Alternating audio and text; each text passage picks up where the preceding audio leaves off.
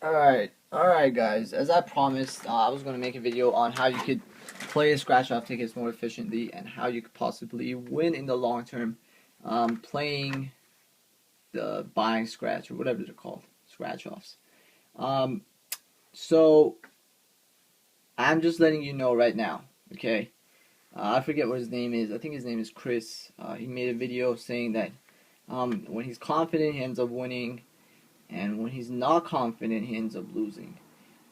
That's just an analogy you came up with, man. That has no. It does not pertain any actual. There's no actual evidence backing it. That's just an analogy that you're using that you came up with in order to define your winnings and losings. Like I'm gonna use an example. Majority of people win the scratchers. They're not really confident or cocky or any of the things that you mentioned. Number one, they're either super lucky. Number two is they buy so many of them, all right, that they just increase their odds of winning the winning prize. Number two is obviously not where you want to be because majority of the time you're gonna end up losing, because the odds on these things are terrible. But there are actual people who buy rolls and rolls of scratchers on a monthly basis, and they surprisingly eventually win. But the first type, as I mentioned, they just get super lucky. They go to the store, they get a scratcher, whether it's a mom and pop shop, it's a gas station. They go to fill up gas. They're like, just give me a scratcher as well, and they scratch it, and they win $100,000 or $200,000. That's just luck. There's no other explanation for it, man. I don't. I doubt they were they were confident or cocky, or I doubt they went in there dressed nice, or they had their lucky uh, ring or watch on or anything like that. It has nothing to do with any of those things.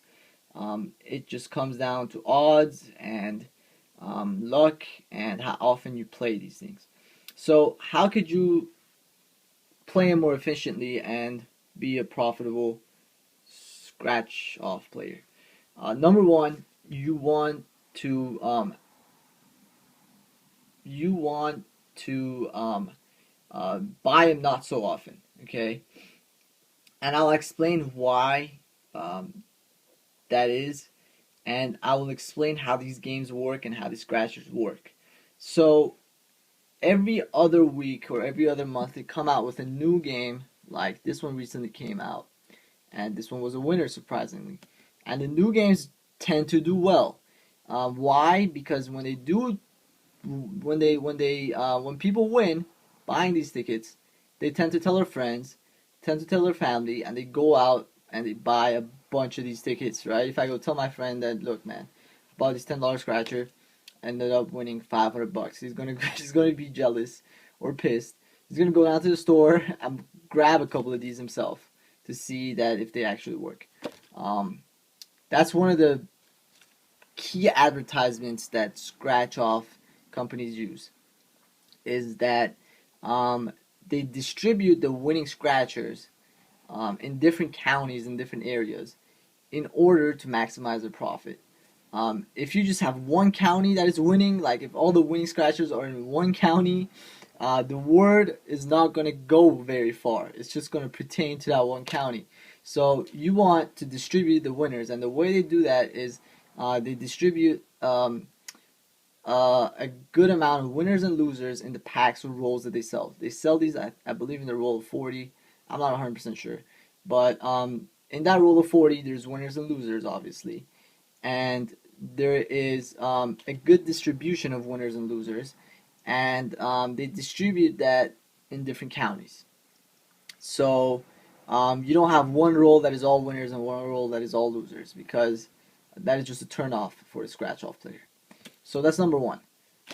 Number two is that when someone wins a scratch off and they go claim the prize, that prize is no longer available or there's less of it available. So you want to buy it early on. You want to play the newer games early on because simply there's more prizes available. Um, that is number two. So how do you check these? You can go online, look at the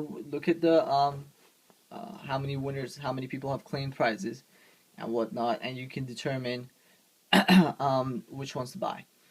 And the higher denomination ones, the ones that cost more, they have higher chances of winning and higher probability, and they have bigger prizes simply because they have more funding available to them.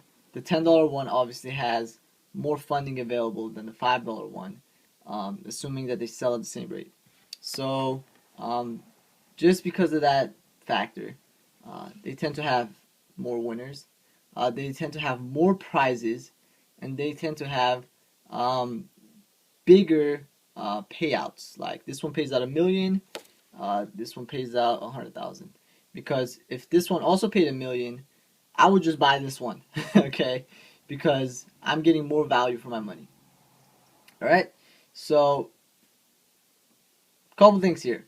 Number one, you want to play them as least often as you possibly can so you can play the new games. Alright? If you play them often, you're gonna end up buying into the older games that already have prizes claimed.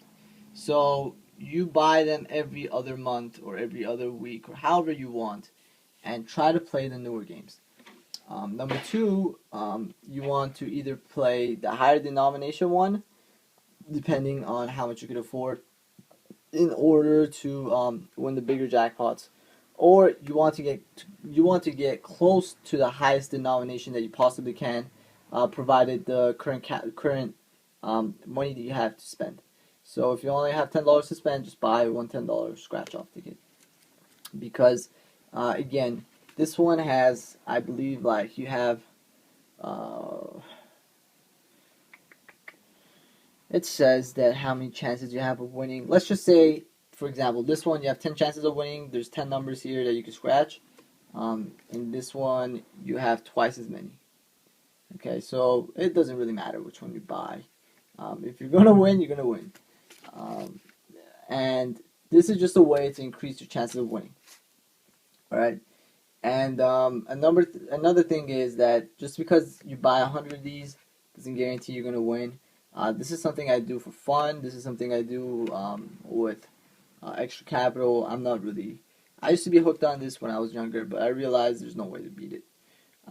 It's just something that I do here and there. I drop a 20 or sometimes if I don't buy it for 6 7 months in a row, I might buy $50 worth. But this is something I do here and there. Um, I don't really go out to the gas station or whatnot and buy these every day. So, how did Chris? Oh yeah, I was going to also say that how did Chris win so many scratch off tickets? There's two possibilities.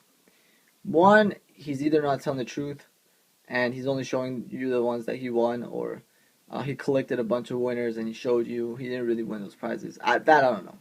Two, he played them when the new ones came out, and he played the high denomination ones when they first came out or when they first were introduced, and he ended up winning because he had higher chances of winning, um, because that's how they're designed.